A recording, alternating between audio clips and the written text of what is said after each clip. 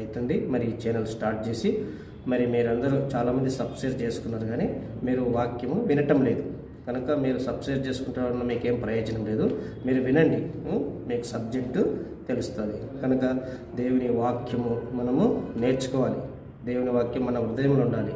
దేవుని వాక్యం మనల్ని నడిపించేది గాను, మనల్ని బ్రతికించేది గాను, మనల్ని ఆదరించేది గాను, మనల్ని ఆశీర్వదించేదిగా ఉందన్నమాట. కనుక దేవుని వాక్యంలో అన్నీ ఉన్నాయి.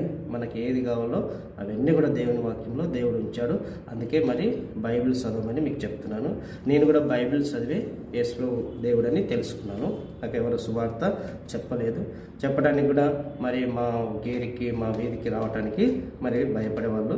ఎందుకంటే మేము అలాంటి కేటగిరీకి చెందిన వాళ్ళం. ప్రియులారా, మీరందరూ కూడా బైబిల్ చదవండి.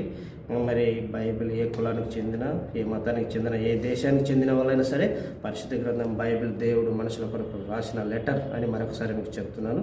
మీరందరూ చదివి దేవుని ప్రేమను, దేవుని గొప్పతనాన్ని, ఆయన ఆధిపత్య అధికారాన్ని, ఆయన మహత్యమును, ఆయన యొక్క పరిశుద్ధతను, ఆయన ఉండే ప్లేస్ను, ఆయన ఉండే ప్లేస్ వదిలిపెట్టి